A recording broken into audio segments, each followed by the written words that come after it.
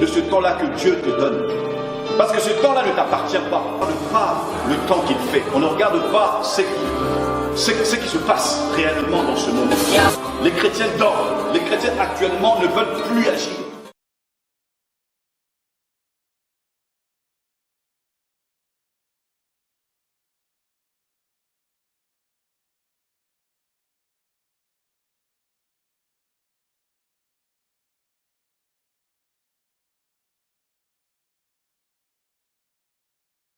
Spirituelle pour nous permettre de comprendre la suite de la parole de ce matin. Élevons nos voix, prions pour ce temps de la parole. Alléluia. Éternel mon Dieu, nous venons encore devant toi, Seigneur. Oh Jésus. Yesu loba, liloba moko ponangaye. Yesu loba nayo. Liloba moko ponanga nakomiko banga. Yesu loba ponanga nakomiko lenga. Yesu loba ponanga loba ye loba. Liloba moko ponanga ye papa loba loba. Liloba moko ponanga nakomiko banga. Yesu loba ponanga nakomiko lenga. Yesu loba ponanga. Nous acclamons pour la parole de Dieu. Jésus est digne, il est merveilleux. Alléluia. Qu'il soit sanctifié davantage. Amen. Alléluia. Amen. Bien-aimés, une fois de plus, shalom. Shalom le frère Emery, shalom l'évangéliste Yves et shalom maman Marlise de KTN. Nous sommes dans la joie de nous retrouver encore ce matin pour passer ce moment dans la présence du Seigneur notre Dieu. Amen. Alors, aujourd'hui, nous entamons la dernière et la finalité de notre étude sur le chrétien face à 2026.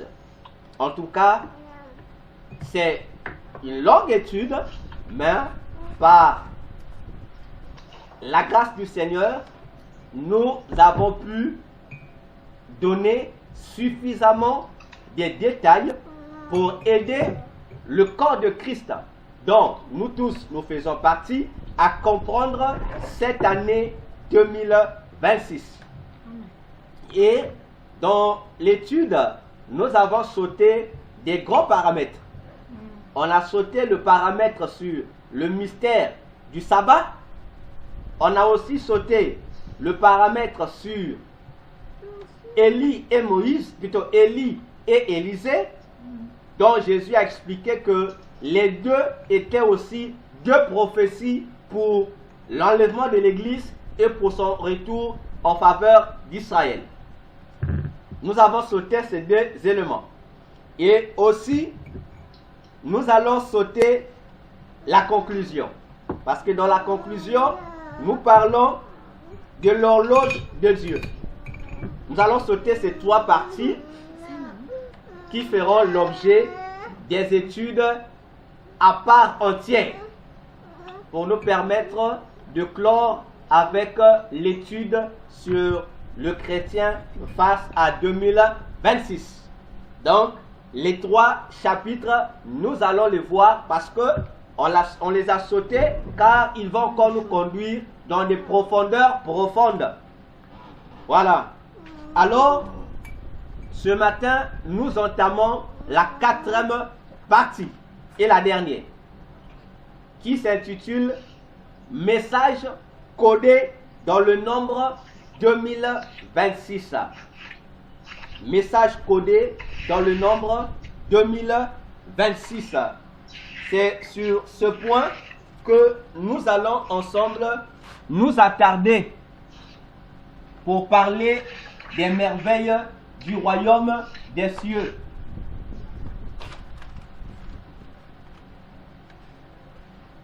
Voilà.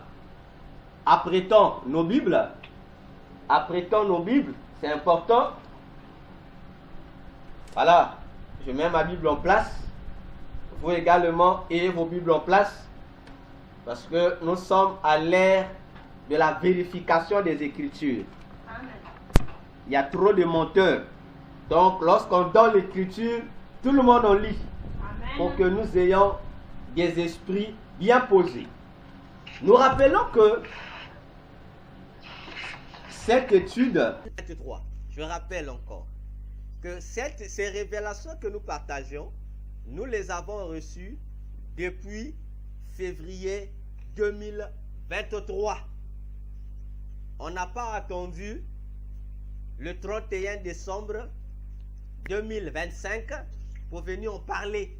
Non, depuis 2023, le Seigneur nous a donné l'opportunité d'avoir les grandes lignes de 2024, 2025 et 2026.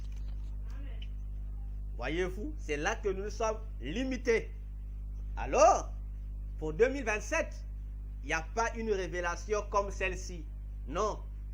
Mais les choses ont commencé à venir. Les choses ont commencé à venir. Mais on verra ça plus tard. Ne vous en faites pas. On verra ça plus tard. Alors, notre quatrième partie, message codé dans le nombre 2026. Il y a des messages codés dans ce nombre 2026. Alors, si nous allons prendre la Bible, on va prendre la Bible et puis on lit le passage. Ensuite, je vais introduire la première parenthèse. J'avais dit désormais on évoluera comme ça.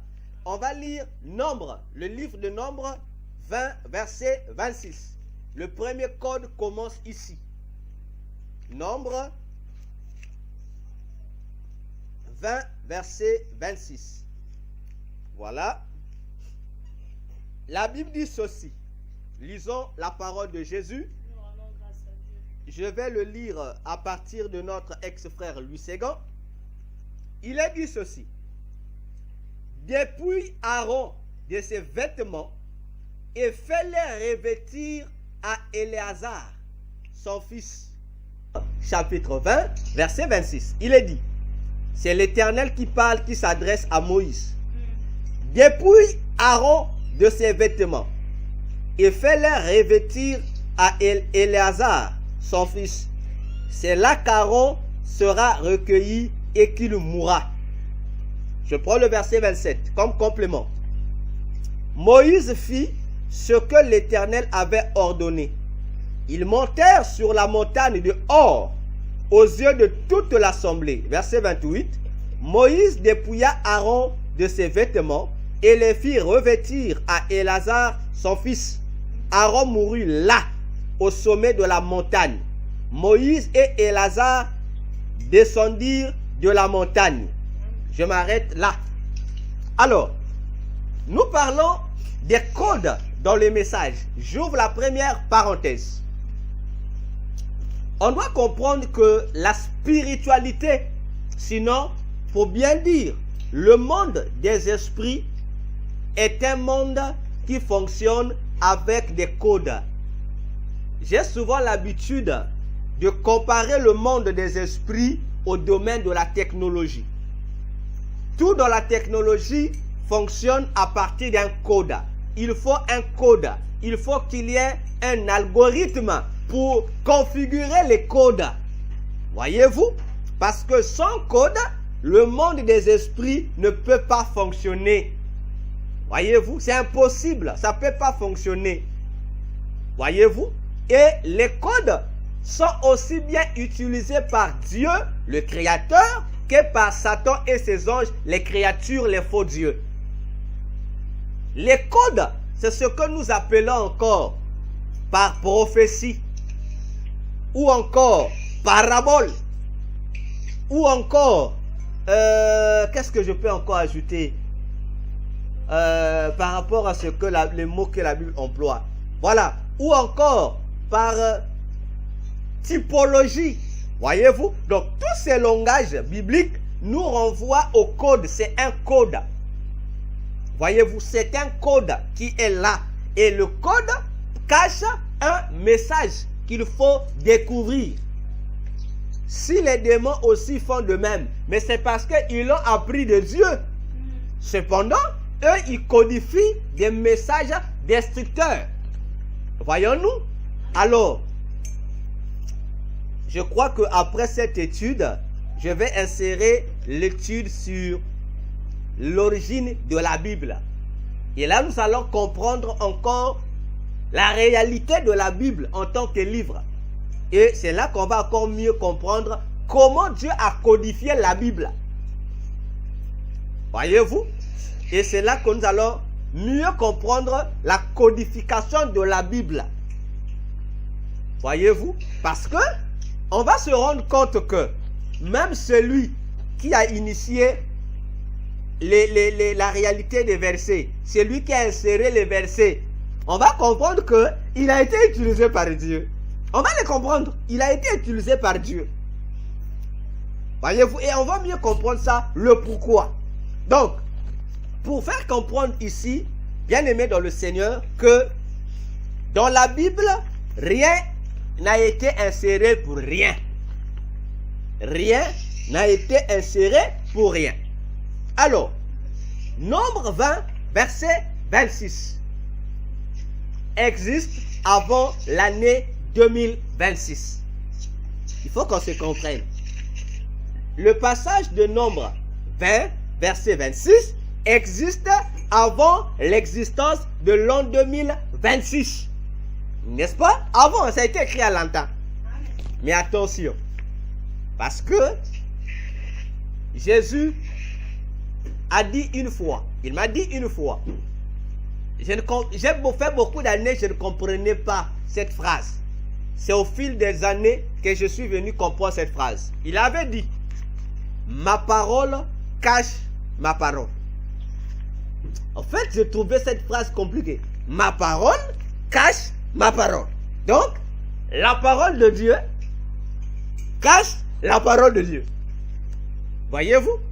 C'est profond. Alors, Nombre que nous venons de lire nous informe que Dieu a décidé de dépouiller Aaron du sacerdoce. Donc, lorsqu'on parle de dépouiller ici, c'est dans le sens de lui enlever les tenues ou les vêtements sacerdotaux. C'est-à-dire, il est démis de ses fonctions de souverain sacrificateur. Voyez-vous? Et il sera remplacé par son enfant Éléazar. Dans la parenthèse sur le mystère de l'Orient, prophétisant la mission que l'ange Gabriel fera au jour de l'enlèvement, nous avons abordé le nota bene, je crois du point A, je pense, où nous avons expliqué ce mystère.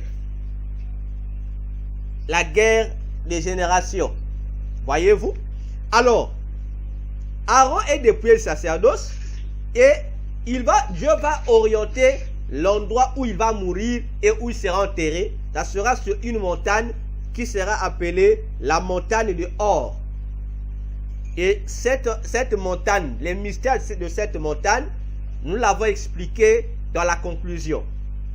Or, parce que le mot or va nous ramener le mot horloge de Dieu. Voyez-vous? Alors, par rapport à cette séquence de l'histoire d'Israël, Jésus va donner des explications pour dire que les Aaron seront remplacés dans son sacerdoce par leurs collaborateurs fidèles en Christ. Cependant, ce remplacement et ce virement sacerdotaux ne plairont point au monde des ténèbres, qu'ils vont faire des répliques sévères contre ces nouveaux Aaron via des ligues conspirationnistes. Je vais expliquer. C'est-à-dire, ce qui s'est passé dans Nombre 20, 26. aura aussi des impacts en 2026. Nous l'avons vu. Mais ici, le Seigneur attire notre attention sur un fait. Que lui, le Seigneur, va enlever les Aaron de son sacerdoce. Les Aaron seront remplacés par leurs fils spirituels, leurs collaborateurs qui vont rester fidèles à Dieu. Tout comme Aaron n'a pas été fidèle parce que lui et Moïse avaient désobéi à un petit ordre qui leur avait été donné. Dieu leur avait dit, comme le peuple a besoin d'eau, vous allez parler au rocher, dire au rocher de faire couler de l'eau pour que le peuple boive. Mais Aaron et Moïse n'ont pas respecté la consigne que l'Éternel leur avait donnée. Ils ont d'abord frappé, ensuite ils ont parlé, ensuite ils n'ont pas dit au peuple que c'est l'Éternel qui fera couler de l'eau. Voyez-vous?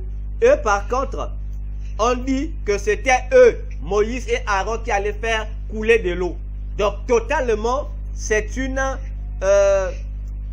dérive par rapport à l'orientation qu'ils avaient reçue. Et à cause de cela, Dieu va leur dire devant l'assemblée d'Israël que vous ne m'avez pas sanctifié devant mon peuple. C'est pourquoi toi Moïse et toi Aaron, vous n'enterrez pas à Canaan. C'était une sanction irrévocable. Ils ont été pardonnés, oui, mais la conséquence est restée. Voyez-vous, la conséquence est restée. Et ici, j'ouvre encore une deuxième parenthèse pour faire comprendre à l'église corps de Christ un élément que les chrétiens ignorent aujourd'hui. Dieu peut te pardonner. Oui, il t'a pardonné. Les péchés ont été effacés. Mais attention, l'effacement de tes péchés ne veut pas forcément dire que la sanction aussi a été effacée. Non, pas forcément. Pas forcément. On peut pardonner ton péché. Mais les sanctions là, tu vas les payer. On va prendre un exemple dans la Bible. Plutôt des exemples même si possible. Prenons l'apôtre Paul. Prenons l'apôtre Paul. On doit faire attention avec les choses spirituelles. L'apôtre Paul était ennemi de l'église, comme lui-même le dit dans Philippiens 3. Il était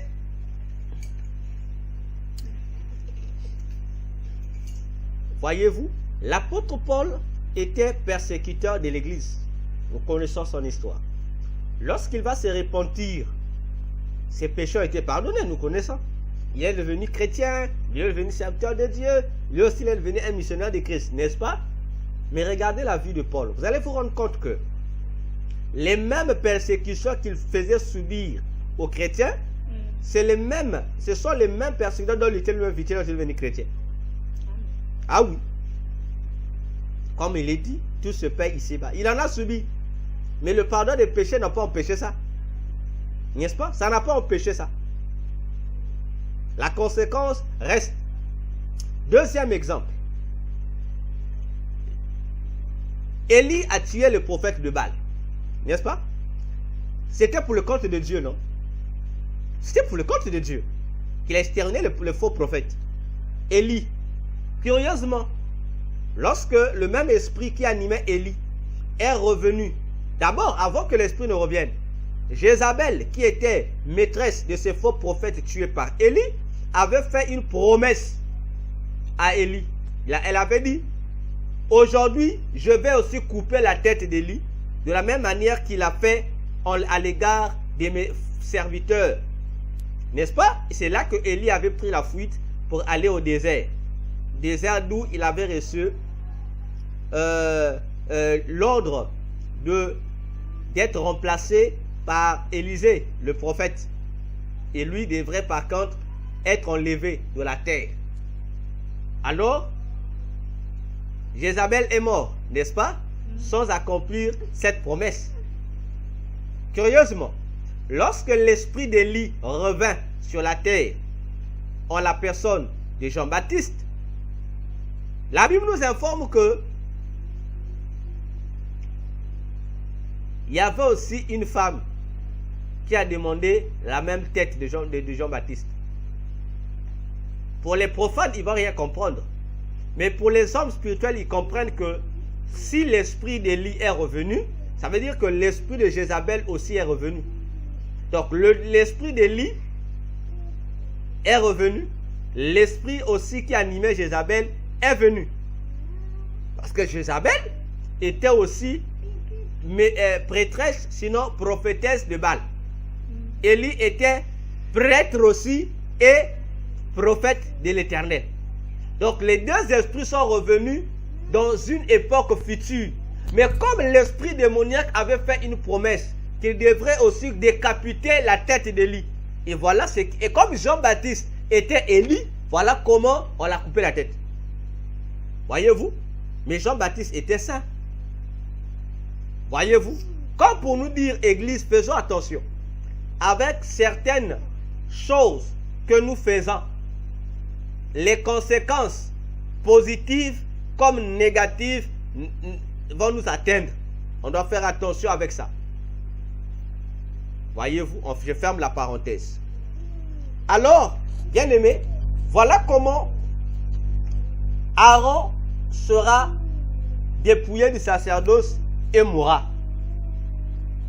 Ils iront sur la montagne Hor où il va se dépouiller et il va mourir. On va l'enterrer là. Jésus maintenant informe pour dire ceci. Ce changement-là, c'est-à-dire le dépouillement des serviteurs de Dieu corrompus dans son vrai sacerdoce, ne va pas plaire au monde des ténèbres. Ils vont se fâcher. Et cette colère va faire que le monde des ténèbres puisse s'acharner au remplaçant des Aaron, c'est-à-dire au nouveau Aaron. Vous comprenez? J'espère que mon langage est compréhensible. Voyez-vous? Pourquoi ça ne va pas plaire à l'organisation des ténèbres? Mais parce que pour l'organisation des ténèbres, les Aarons corrompus, les Aarons égarés deviennent leurs espions dans l'église de Jésus. Tous les faux serviteurs, les serviteurs de Dieu qui se sont corrompus, les serviteurs de Dieu qui ont pactisé avec l'occultisme, les serviteurs de Dieu qui sont désormais aujourd'hui des pratiquants des sciences occultes. Pour le monde des ténèbres, ils sont devenus leurs pions dans l'église. Voyez-vous? Donc, ils sont devenus des infiltrés que les ténèbres utilisent pour détruire les églises de l'intérieur. Alors, Jésus par contre va faire quoi? Il va les destituer. Voilà, donc, le fait pour Jésus, disais-je, d'enlever les faux serviteurs de son église pour les remplacer par des vrais, va énerver les serviteurs. Au travers de ces faux, le diable se permet de détruire les églises de l'intérieur.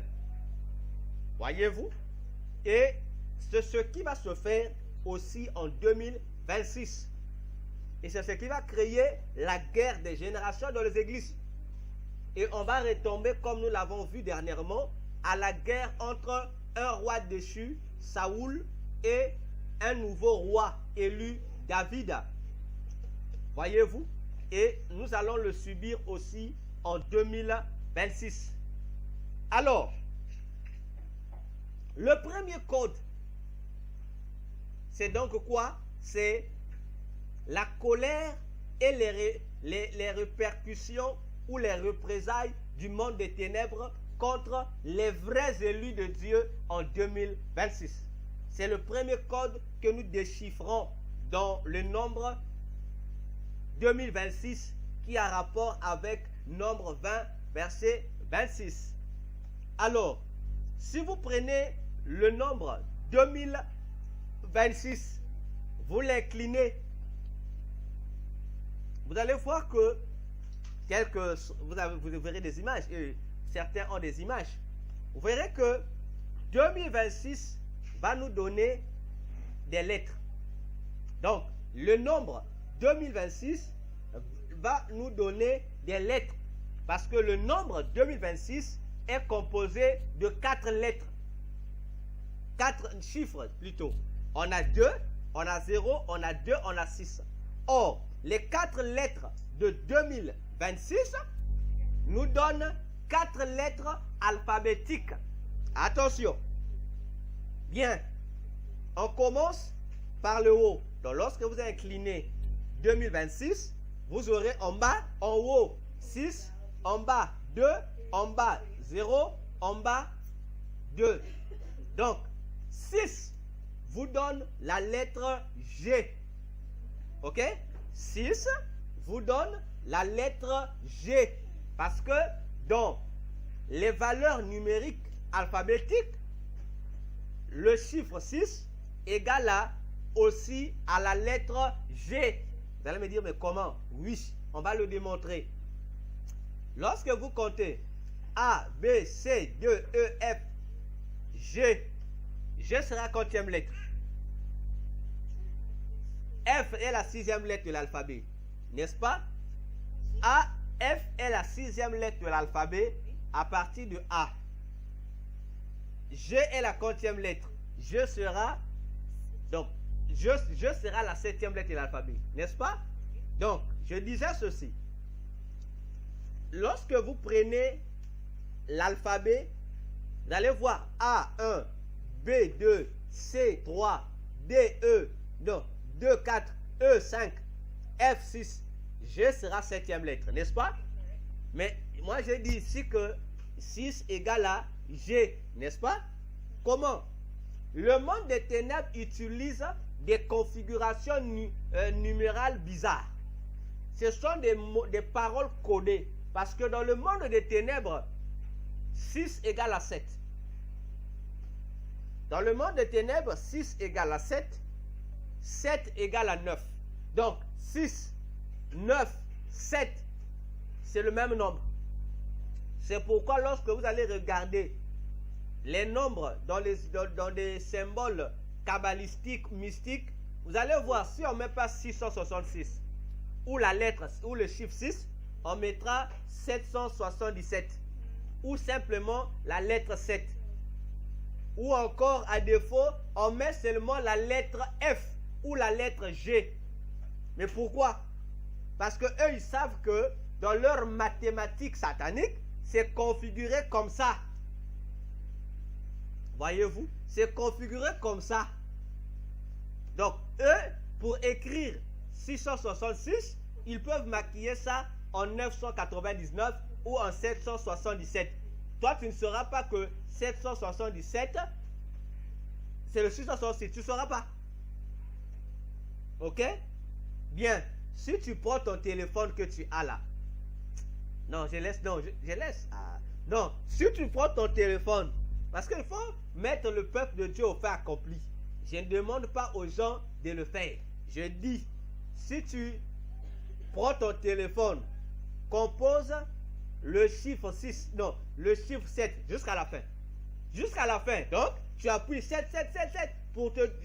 Donc, jusque là où ton clavier va te dire que tu ne peux plus ajouter un autre chiffre. Tu verras que sur l'écran, dans ton écran d'appel, comme si tu composais un numéro, l'écran sera rempli de 777. Lance l'appel. Quelqu'un va te répondre. Je reprends. J'ai dit ceci. Si vous prenez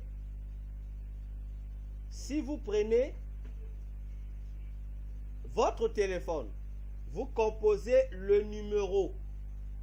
Le numéro à composer, vous appuyez le chiffre 7 jusqu'à la fin. C'est-à-dire jusqu'à ce que votre écran vous dira que vous ne pouvez plus ajouter un chiffre donné.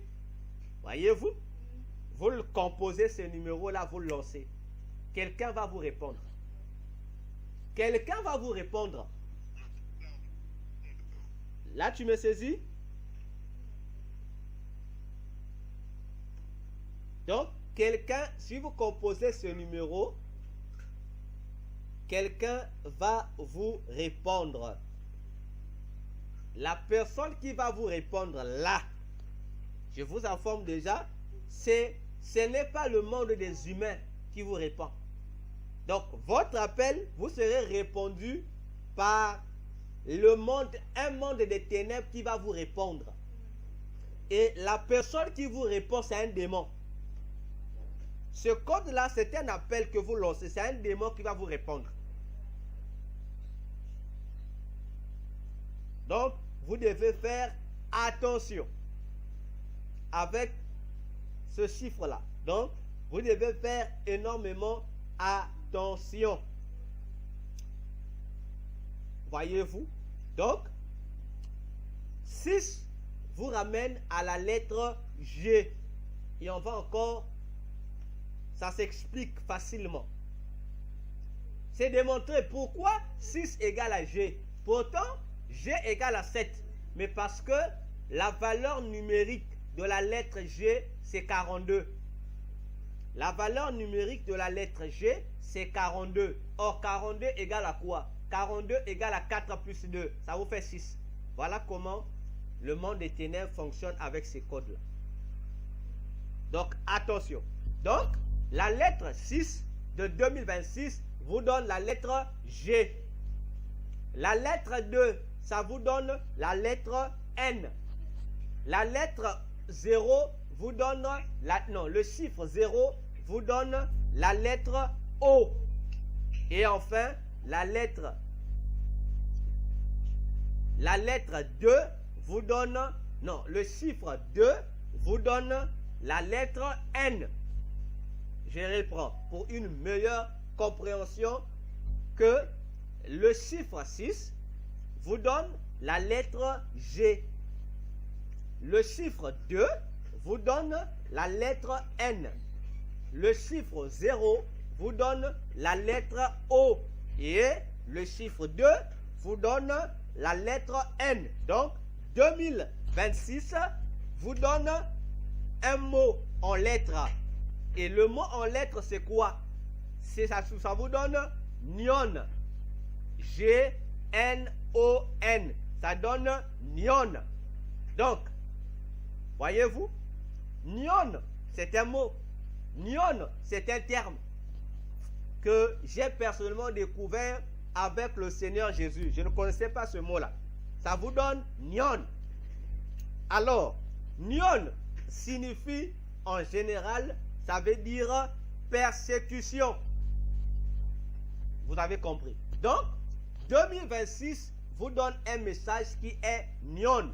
Et Nyon, c'est le mot codé dans le nombre 20-26. Et le mot codé là, c'est quoi? C'est la colère, la rage du monde des ténèbres contre les nouveaux Aaron. Attention. Donc, ce que Jésus a expliqué par rapport à nombre 20, verset 26, se retrouve codé dans un mot, Nyon. Et Nyon, en français, ça veut dire persécution. On doit faire très attention. On doit faire très attention. En amont comme en aval, ça vous donnera Nyon.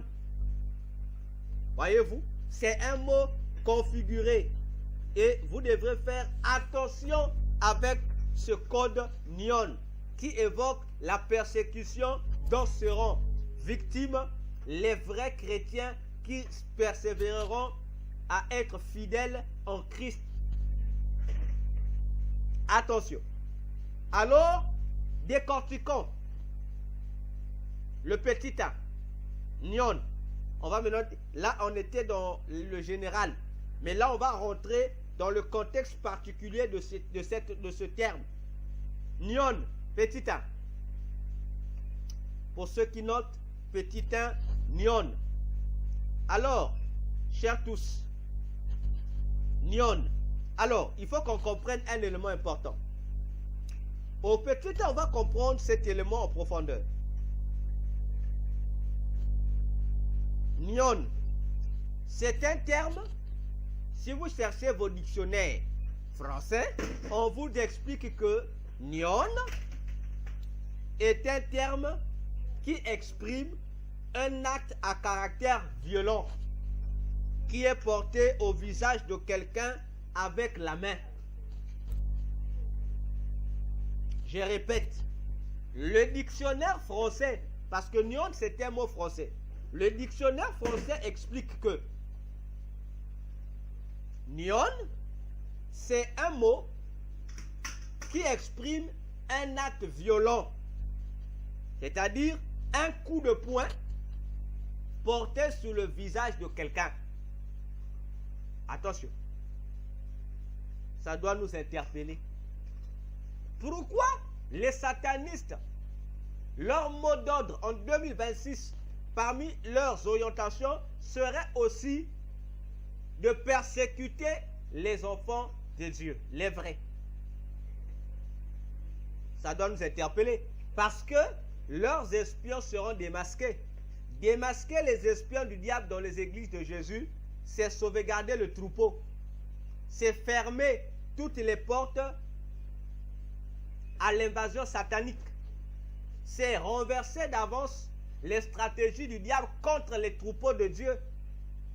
Voyez-vous? Donc, on doit faire attention. Parce que tout le long de cette étude, nous avons épinglé ces stratégies de nuisance contre l'église de Jésus. Attention. Alors, on va faire un peu cette comparaison. Ce tableau de comparaison. Nous allons le faire. Pour que nous puissions comprendre les choses que nous sommes en train de partager ici. On va dresser un tableau à 2 colonnes. Jésus autrefois, dans la première colonne de notre tableau. Jésus autrefois, il était souverain sacrificateur, la tête de l'église du désert spirituel. N'est-ce pas? Je répète, Jésus autrefois, il était quoi? Il est la tête de l'église, c'est-à-dire le souverain sacrificateur de l'église. Et en tant que tel, il était le Aaron de l'église du désert spirituel. Out. C'est-à-dire l'église corps de Christ, l'église chrétienne. Les versets bibliques sont là sous vos yeux. Mais comme tel, lorsque Jésus est la tête de l'église et lorsqu'il était sur terre, qu'est-ce qui s'est passé? La Bible nous dit que le visage de Jésus et sa barbe ont été frappés. C'est curieux. Parce que signon signifie un coup violent qu'on porte sur le visage de quelqu'un.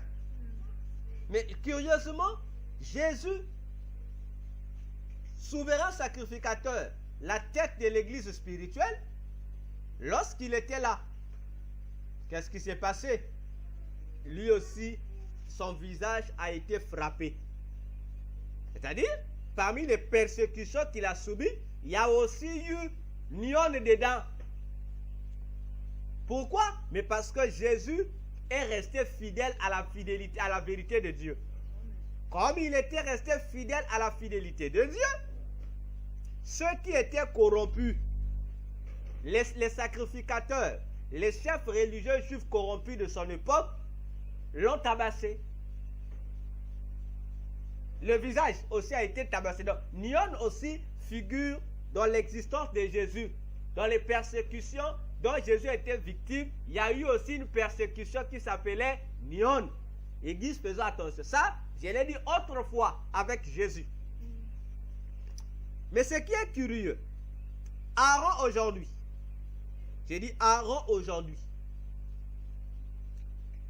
Dans l'Ancien Testament, Aaron était le patron, le chef, la tête de l'église. Vous allez me dire, mais comment ça, docteur? Tu dis oui. Lisez Acte 7, versets 37 à 38.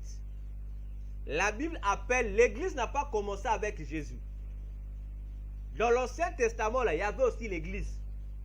Ah oui, et ça s'appelait l'église du désert. Donc, vous devez faire attention. Hein? Vous devez faire très attention. Nous disons des choses qui existent dans la Bible. Alors, chers tous, bien-aimés en Christ, le visage de Jésus a été frappé. Et Jésus a précisé, sa barbe a été arrachée. Donc, nion, lorsque ce coup de poing de nion ne vise pas n'importe quel endroit du corps. de la victime. Ça vise le visage. Et le visage a un point précis au niveau de la barbe. Voyez-vous? Or, lorsque nous voyons la barbe, on voit un élément, un organe. La barbe nous renvoie à un organe. Et l'organe auquel la barbe nous renvoie s'appelle la bouche. On doit faire attention. Je répète, Nyon, cette persécution vise un endroit particulier sur le corps humain. Ça vise quoi? Ça vise le visage et plus particulièrement la barbe. Or, lorsque nous voyons la barbe, nous voyons la bouche. Donc, Nyon veut dire un coup de poing au niveau de la bouche. Maintenant, réfléchissons. Lorsqu'on donne à quelqu'un, on donne quelqu'un un coup de poing sur la bouche. Quel est l'objectif? Quel est le message?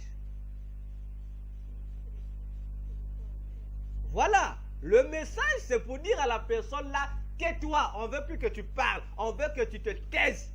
C'est-à-dire, Nyon a pour mission d'imposer un silence de mort aux chrétiens en 2026.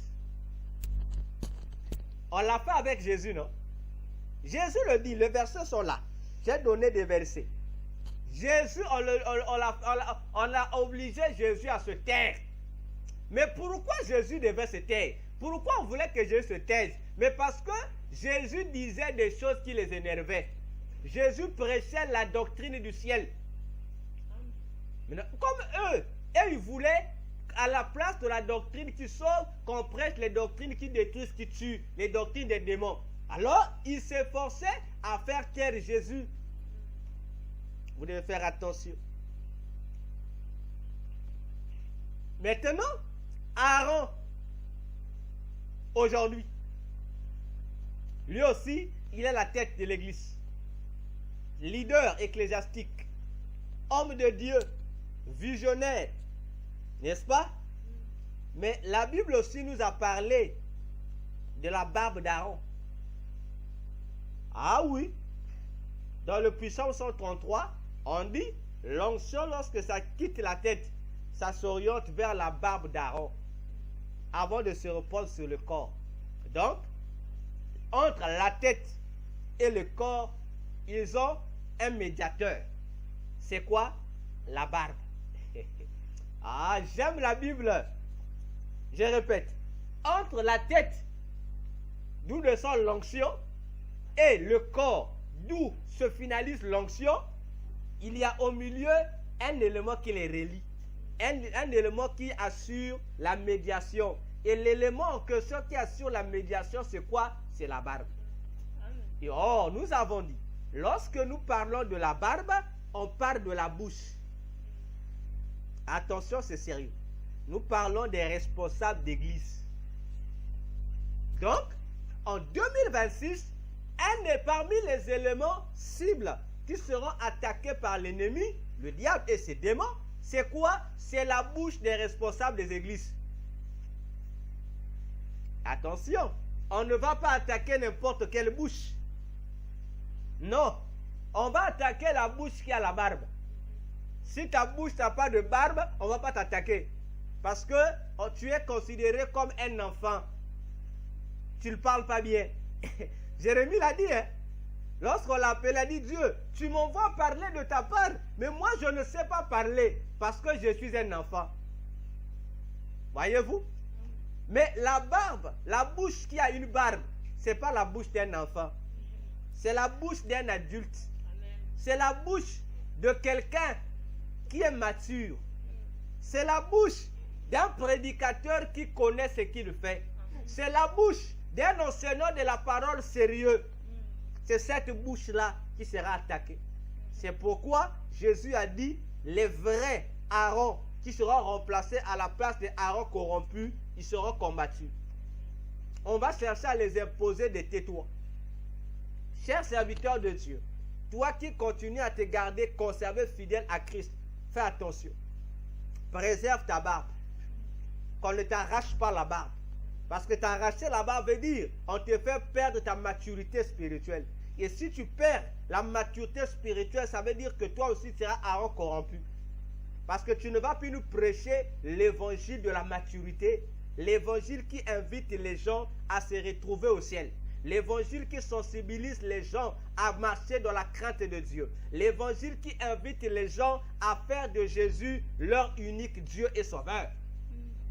À la place de cet évangile, tu vas nous prêcher des bêtises. À la place de cet évangile, tu vas nous prêcher les choses des enfants. Tu vas nous parler de tes richesses. Tu vas nous parler de ton onction. Tu vas nous parler de tes miracles. Tu vas nous parler, mon frère, de tes voyages. Tu vas nous parler de ta femme. À la place de la prédication, toi, tu vas convertir le podium. La chair va devenir le lieu du théâtre. Tu vas nous faire un théâtre. Tu vas être un comédien qui va amuser le peuple au lieu d'amener le peuple à la crainte de l'Éternel. Voyons-nous, pour te dire, bien-aimé, fais attention. J'ai dit, bien-aimé, fais attention parce que c'est sérieux.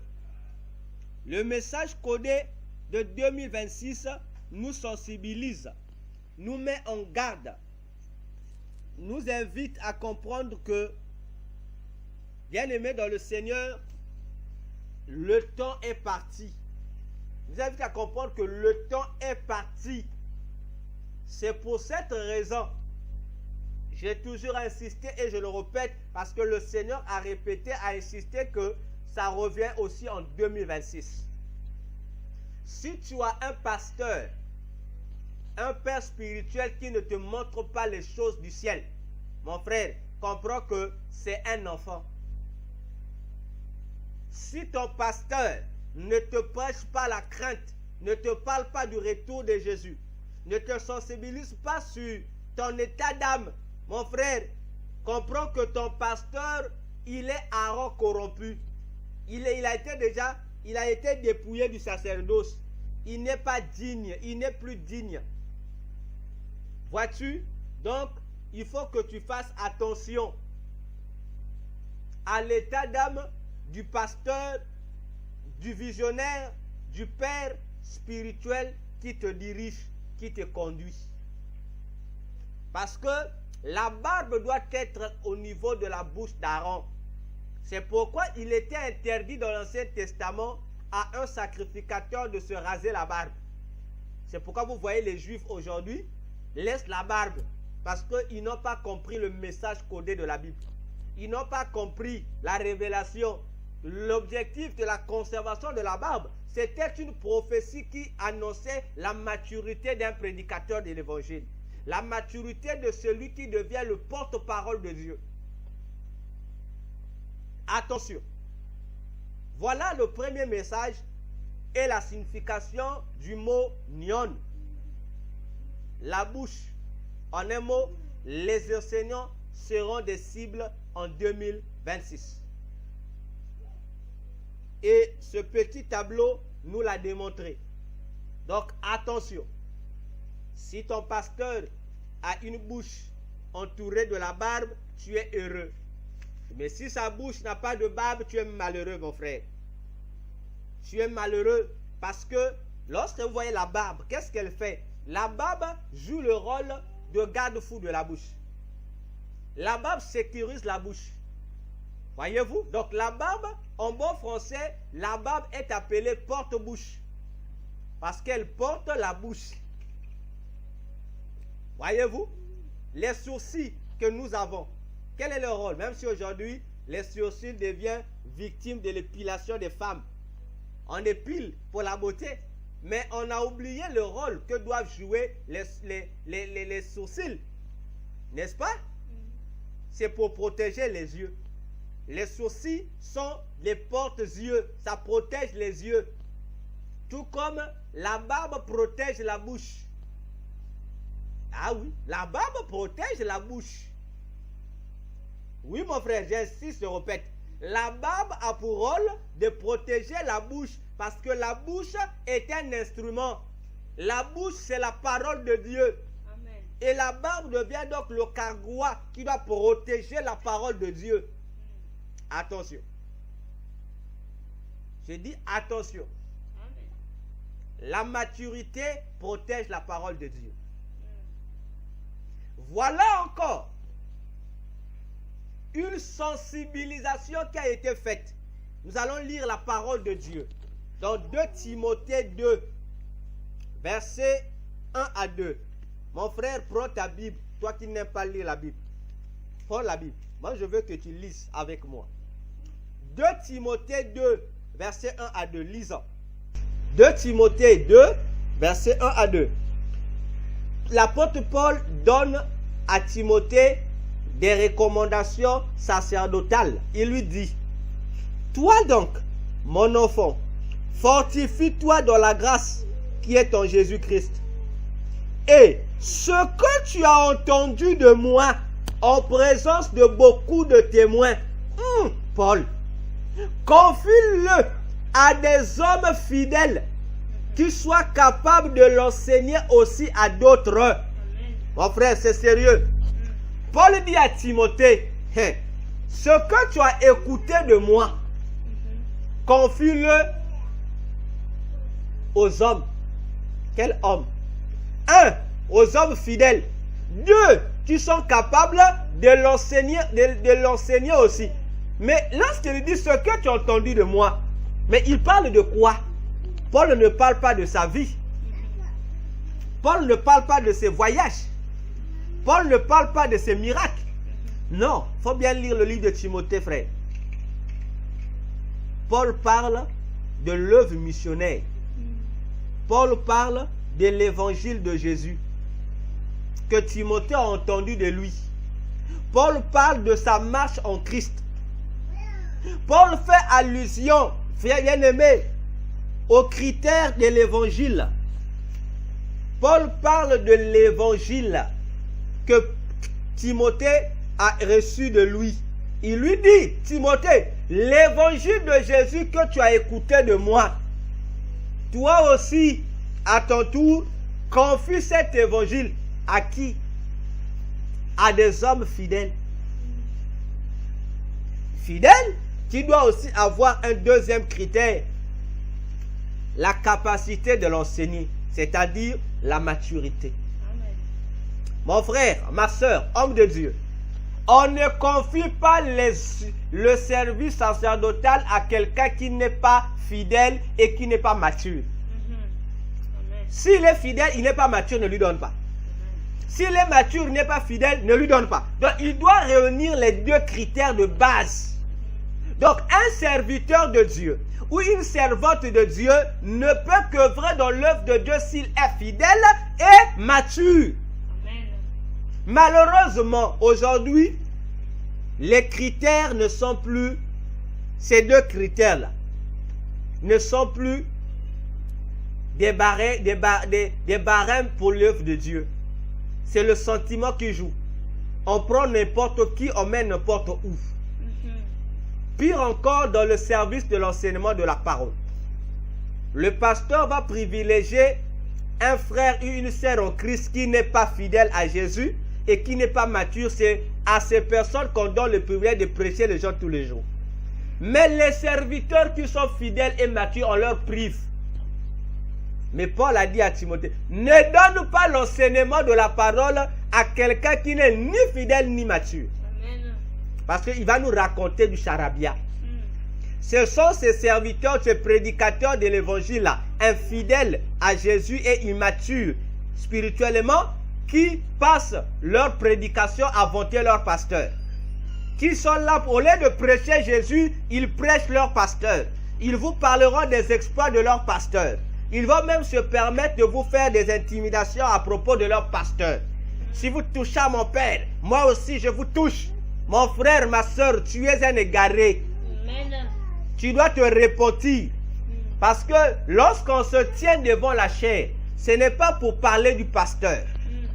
Ce n'est pas pour parler des exploits du pasteur. C'est pour nous parler de Jésus et présenter la parole de Dieu. Amen.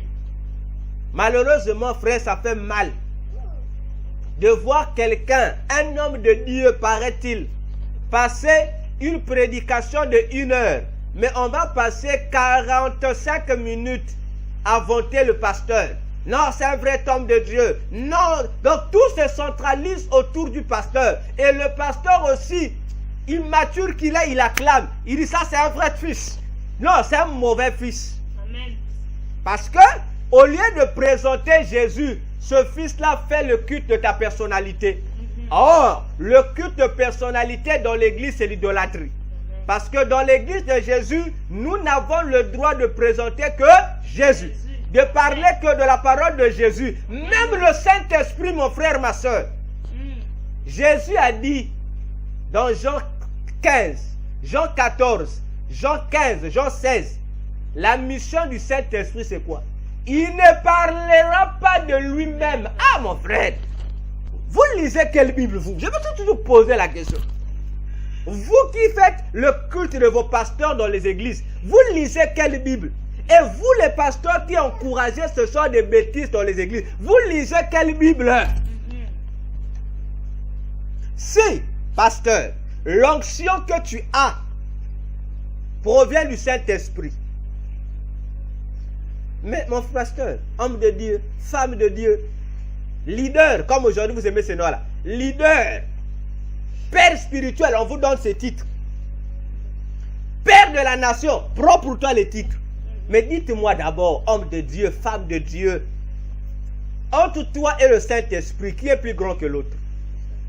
Si le Saint-Esprit est plus grand que toi, lui, le Saint-Esprit qui est plus grand que nous tous, lui qui est le mandaté à nous donner des ministères et des dons, on lui dit, lui le Saint-Esprit, Jésus lui recommande de ne pas parler de lui-même le Saint-Esprit, mais de parler de Jésus, de glorifier Jésus, de présenter Jésus, de tout faire pour que Jésus soit honoré. Mon frère, lui il le fait. Maintenant, toi qui es plus petit que le Saint-Esprit, le Saint-Esprit qui te donne son onction pour que toi tu élèves Jésus, toi tu prends l'onction du Saint-Esprit pour t'élever toi-même et élever ton pasteur. Tu es pire que le sorcier de ma maison. Tu es pire que le sorcier de votre famille. Je t'assure. Donc, toi qui fais ça, toi, pasteur, qui autorise le culte de personnalité, tu es plus sorcier que le grand-père de votre grand-père sorcier. Mais je t'assure, tu es plus mauvais que le plus dictateur africain. Le président le plus dictateur d'Afrique. Tu es plus dangereux que lui. Au lieu de nous embrouiller dans les églises, pasteur, déjà vous avez commencé déjà, l'église n'appartient plus à Jésus. C'est devenu ministère du pasteur intel. Et vous cachez ça, vous mettez ça en anglais pour embrouiller les gens. C'est devenu Paul ministry. Mais traduisez ça en français, non? Hein? Donc vous écrivez ça déjà à l'entrée de l'église. Paul ministry. Ah! Ça veut dire que l'église, c'est le ministère de Paul. Et vous prenez vos posters, vous mettez. Mais ça veut dire que vous nous montrez déjà que vous êtes des idolâtres. En fait, tout homme de Dieu qui écrit XX ministry, sache-le que tu dois te repentir. Enlève ça de l'église. Tout homme de Dieu qui met sa photo à l'église là, frère, tu dois enlever ça parce que tu as déjà dérouté l'église. Tu as mené ton église à l'idolâtrie. Donc vous entendez l'église d'aujourd'hui se moque de Jésus. Donc vous pensez que les pancartes ont disait seulement aujourd'hui. Hein? À l'époque des apôtres, il n'y en avait pas. Faites attention. Pasteur, ton poster fait quoi devant l'église? Ta photo là, ça fait quoi la devanture de l'église, pasteur? Dis-nous d'abord, ça fait quoi l'église? Donc ta maison, ça ne suffisait pas. Ah, homme de Dieu. Homme de Dieu. Non, répondons-nous sérieusement. Parce que nous sommes rentrés dans l'idolâtrie sans nous en rendre compte. La photo du pasteur fait quoi à l'église, que ce soit à l'extérieur comme à l'intérieur? Ça fait quoi? Il y a même des pasteurs qui sont allés très loin, des pasteurs abominables. Tu rentres dans l'église, il y a la photo, il y a sa photo de famille dans l'église. À côté, il y a sa propre photo, à côté la photo de sa femme, à côté la photo de ses enfants. Mais ça fait quoi l'église, ces photos-là? Mais vous êtes des idolâtres au même titre que l'église catholique. Parce que dans l'église de Jésus, la photo du pasteur vient faire quoi? Le poster du pasteur vient faire quoi? Donc ça veut dire que c'est pour dire, l'église là c'est pour moi. Non frère, c'est pas pour toi, c'est pour Jésus. Amen. Répondez-vous. Et vous aussi qui priez dans ce genre d'église, faites attention. Parce que vous risquerez de ne pas aller au ciel. Vous risquerez de manquer l'enlèvement à cause de ces petites choses que vous appelez petites là. Parce que vous êtes déjà dans l'idolâtrie. Homme de Dieu, vous qui voulez qu'on parle de vous à la chair, mais créez des partis politiques pour vous. Parce que si tu crées ton propre parti politique, tu seras le président de ton parti politique. Parce que dans ton parti politique, on va parler de toi. C'est là où on va t'honorer toi. Oui. Combien même les statuts de ton parti politique ne vont pas encourager ça. Parce que les statuts et les règlements intérieurs des partis politiques n'autorisent nullement le culte et personnalité des fondateurs des partis politiques. C'est clair. Parce que les gens ne le savent pas. Parce que c'est plus en Afrique. Hein? C'est rare en Europe, mais c'est plus en Afrique où le président du parti politique devient un demi-dieu. Mais parce que l'objectif même pour lequel vous adhérez à ces partis politiques, vous ne le savez pas.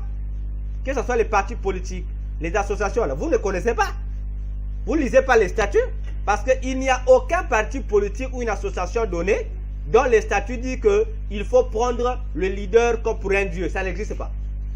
Les règlements intérieurs et les statuts promettent font une promotion des valeurs, des missions que vous allez poursuivre. Malheureusement, en Afrique, c'est l'inverse. Hein. Le président d'un parti politique, c'est un dieu. Hein. On le loue. Donc, il devient même plus important que le parti. Alors que dans les statuts, le plus important, ce n'est pas X, Y, mais c'est les missions du parti. Donc, homme de Dieu, vous qui voulez qu'on puisse vous élever, qu'on puisse vous vénérer dans les églises, créez, arrêtez, fermez les églises, allez créer vos propres partis politiques. Ou encore, créez vos propres églises où vous n'allez pas prêcher Jésus. Où vous aurez votre propre Bible qui va parler de votre vie. Et vous allez prêcher, vous allez vous prêcher vous-même. Parce que c'est quand même dangereux. Le Saint-Esprit ne peut pas parler du Saint-Esprit, il doit parler de Jésus. Mais l'homme de Dieu qui dit être soumis au Saint-Esprit, lui vient parler de lui-même. Bon, sans pourtant parler des églises aussi qui disent au Saint-Esprit que Saint-Esprit, tu es un couillon. Qui, à la place de Jésus, ils élèvent le Saint-Esprit. Frère, à la place de Jésus, vous avez des églises qui élèvent le Saint-Esprit. Et c'est même courant et fréquent dans les églises. Le culte commence à honorer le Saint-Esprit jusqu'à la fin. On adore le Saint-Esprit. On prie le Saint-Esprit. Ah, le Saint-Esprit, mon frère, c'est écrit où dans la Bible? Lorsque nous interrogeons, on lui dit non, qu'est-ce que vous voulez montrer? Non, nous on veut montrer que ce que vous faites là, c'est pas dans la Bible. C'est anti-biblique. Frère, moi j'aime les défis. De Genèse à Apocalypse, il n'y a aucun endroit où on adorait le Saint-Esprit. Il n'y en a pas. Il n'y a aucun endroit où le culte a été adressé au Saint-Esprit. Ça n'existe pas. Ça n'existe que dans l'occultisme et dans les pasteurs égarés, corrompus, voleurs, menteurs, escrocs. Voyez-vous? Donc, attendez, mais Jésus est passé où? Tout, Saint-Esprit, même Jésus, on évite maintenant Jésus. Non, pasteur, tu es un menteur, tu es un bandit spirituel. Parce que le Saint-Esprit, d'abord, ce n'est pas le vrai Saint-Esprit. Parce que le Saint-Esprit, c'est un monsieur qui se respecte. Le Saint-Esprit, il a commencé avec les apôtres. Aucun endroit, un apôtre est venu parler de lui-même. Aucun endroit, un apôtre a loué le Saint-Esprit. Ça n'existe pas, mon frère. On a la Bible, montrez-nous où un apôtre a dit non, il faut adorer cet esprit. Frère, ça n'existe pas. Amen. On demande au Saint-Esprit en vertu de ses missions.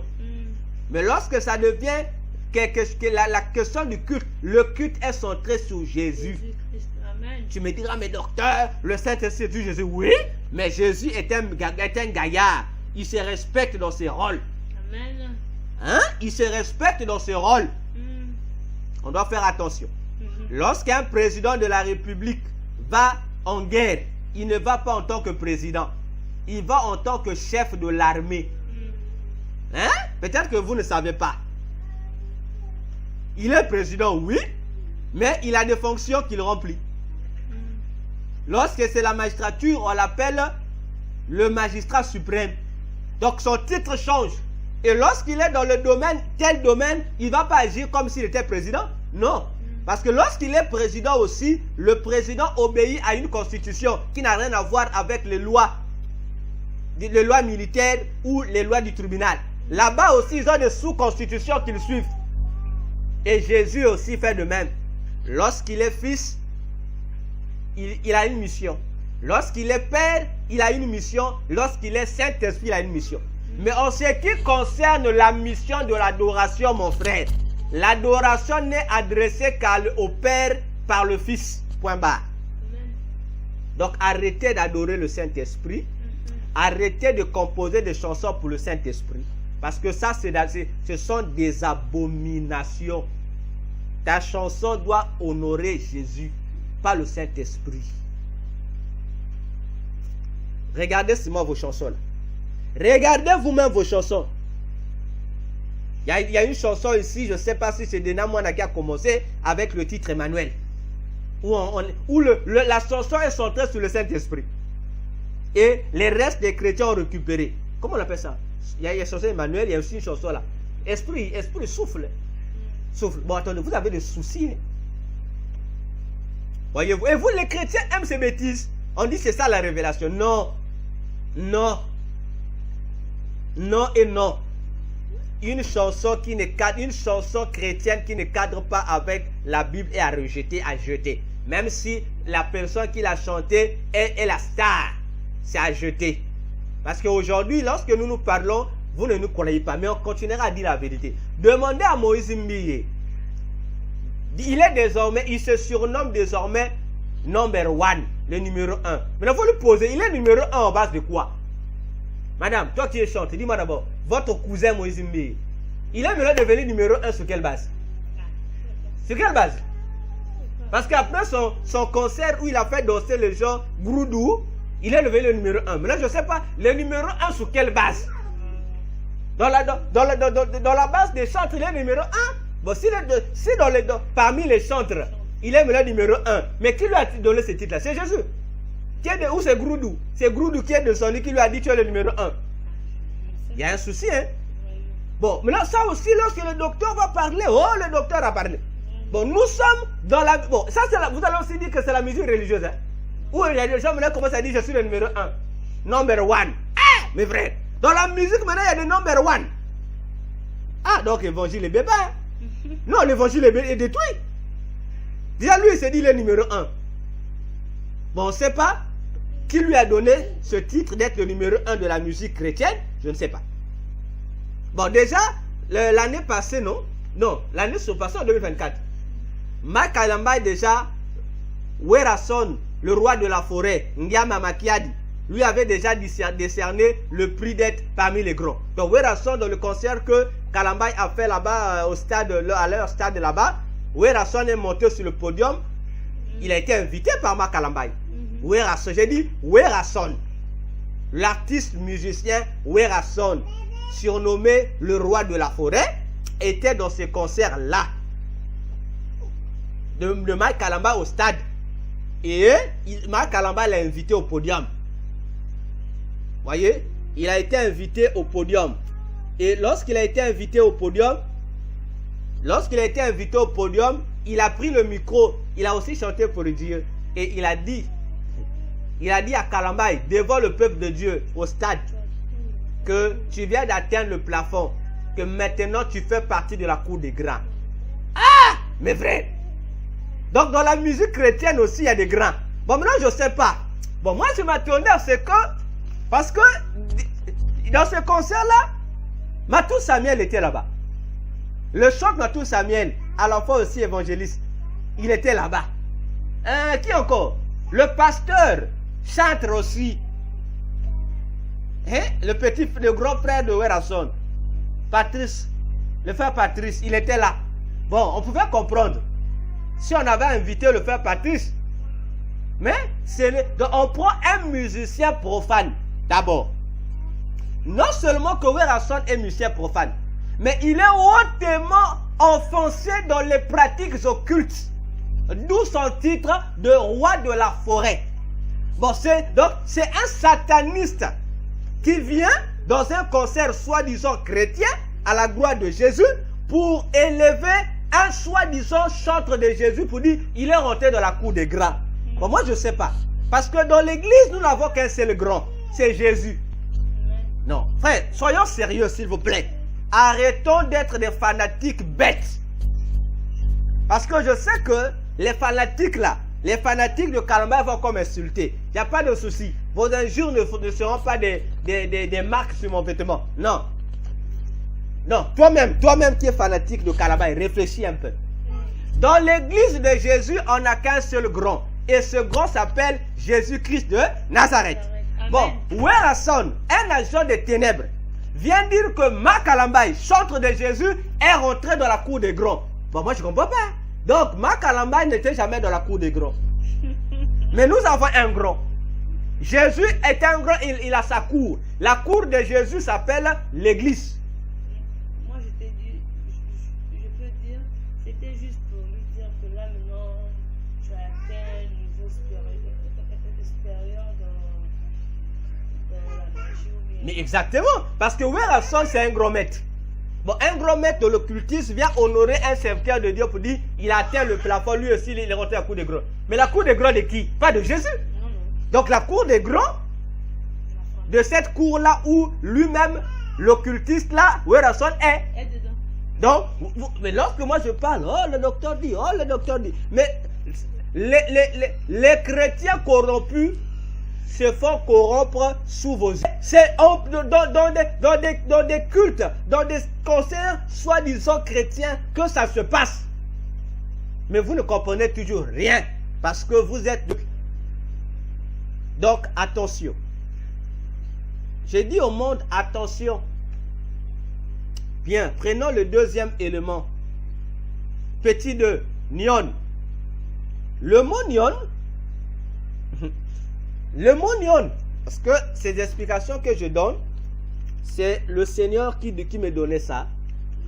Deuxième élément sur Nyon, Jésus dit Nyon. Nyon te donne le son du mot gênant. Si on lit ça Nyon, mais alors si je lis ça, ça me donnera gênant. J'ai un nom, ça me donne gênant. En gênant, c'est le verbe gêner. Bon, pas jeûner avec J, le verbe de faire le jeûne, mais jeûnant avec G, E accent circonflexe, N-E-R. Jeûner. Bien. Alors, Jésus explique que la deuxième partie de Nyon, c'est jeûner. C'est-à-dire déranger, avoir le gêne. C'est-à-dire faire que quelqu'un soit gêné. Jésus dit, gênant, c'est un terme qui explique un accord entre deux ou plusieurs personnes pour nuire à quelqu'un ou pour lui mettre des bâtons dans les roues afin de l'empêcher de réaliser ses projets. Vous comprenez que Nyon nous cache deux significations. D'abord, Nyon, persécuter quelqu'un, le faire taire. Deuxième, le gêner, mettre la personne hors d'état de nuire. Voilà le message codé de 2026 parmi tant d'autres. Pour dire à l'église, ici nous achevons notre quatrième partie de cette étude. Alors, l'église que vous et moi représentons en 2026, on doit faire attention. J'ai dit, on doit faire attention. Choisis ton camp. Tu veux être dans le camp des fidèles de Jésus ou dans le camp des infidèles de Jésus? C'est à toi de voir. Moi, docteur Véracité KTN, j'ai fait ma part. J'ai expliqué au peuple de Dieu ce qu'il fallait leur dire en ce qui concerne 2026. À vous de faire votre part.